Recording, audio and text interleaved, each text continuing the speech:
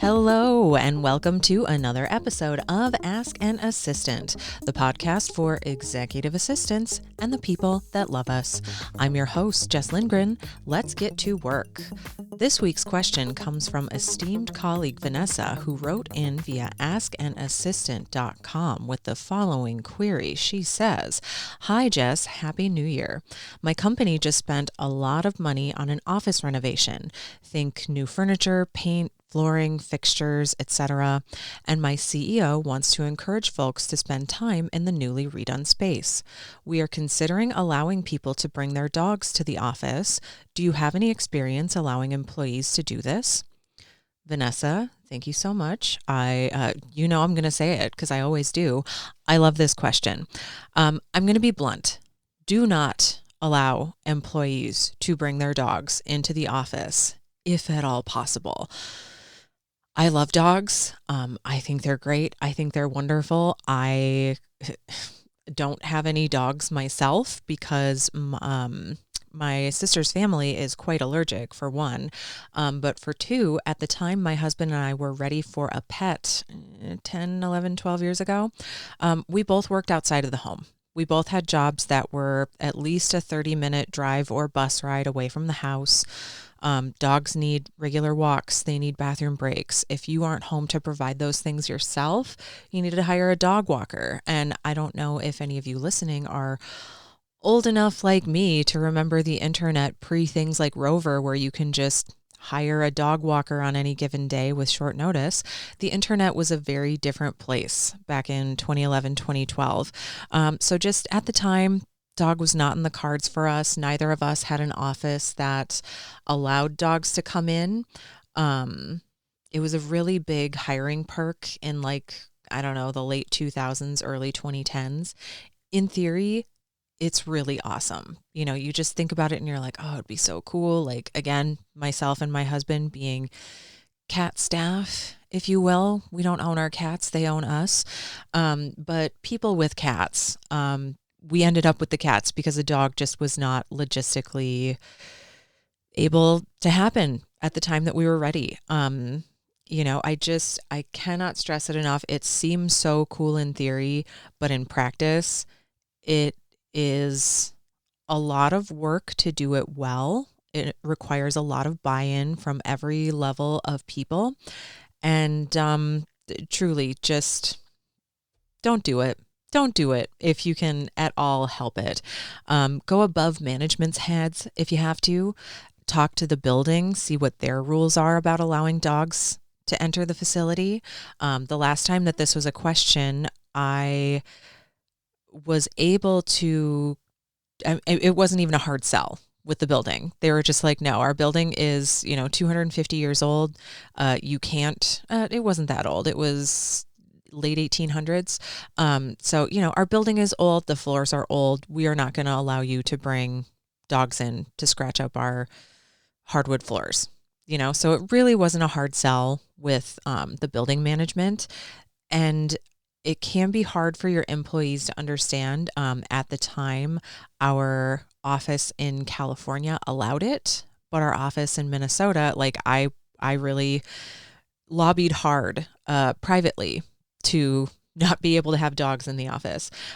Just because one location can, maybe the building is newer, maybe the building has taken dog-friendly considerations into account in their construction. Maybe they have an indoor room where dogs can play and or go to the bathroom. I don't want to be in charge of that room.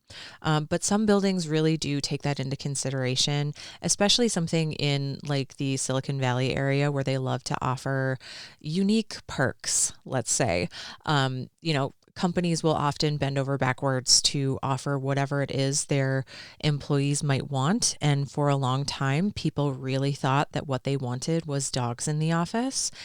And as the person who has been logistically responsible for them, and as much as I love them, talk to your building, talk to your insurance company. If you have to get, people with hard and fast rules involved to say no, definitely consider employee objections. If you're trying to encourage people to spend more time in the office, what about people with allergies? My sister and half her family are allergic to dogs, like have actual blood tests done that say, yes, we have dog allergies. Sometimes dogs don't get along. I don't know if you've been out in the world and seen dogs, like especially little dogs. It is their world and we are living in it. Little dogs often think that they are, in fact, big dogs, and big dogs often think that they are teeny tiny little lap dogs. That can create some really interesting dynamics. It can create interesting dynamics across male and female dogs, again, across old and young dogs. So just, there's a lot of social strata, even in the dog world, that can add a new layer of interoffice politics. You're going to have lazy dog owners that let their dogs poop and pee on the floors, even if it's carpet, almost especially when it's hardwood. I live in a house that is 100 and we'll just say it's 125 years old. I've seen reports as early as I think 1890 or 1895 and as late as 1910. So we just kind of split the difference and say our house was built in 1900. At family dinner a couple months ago, I knocked over an entire cup, like an entire glass of water that I had just filled. It spilled all over the floor and I was like, whatever. We grabbed some towels. I went down into the basement about an hour later. The basement floor was soaking wet, like just any little tiny millimeter crack in your floors. And when you're building your home, your office building is over 100 years old, there are going to be little millimeter and larger cracks, and liquids they follow gravity. And they find places to run, and millimeter cracks in floors are a great place for liquid, whether it's water or dog pee, to soak through. Yuck. You're going to have gross water in food bowls. Like, again, my husband and I have 3 cats that eat wet food every day.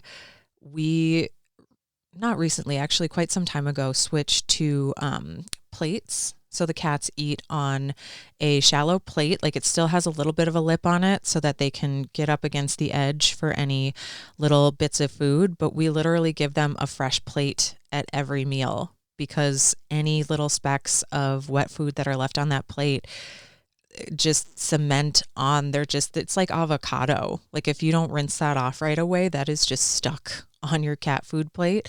And if you have people who are in and out of meetings all day, people who aren't paying super close attention to what their dogs are and are not eating, your food bowls are going to get gross. Also, one of our cats, she overgrooms. There are clumps of her fur all over the place. Like we have to be vigilant about sweeping, mopping, Swiffering, vacuuming. We have to clean their water fountains all the time. Again, you've got employees at the office who are paying attention to their work, not necessarily paying attention to their dogs. The food and water bowls get gross. Like it just is what it is.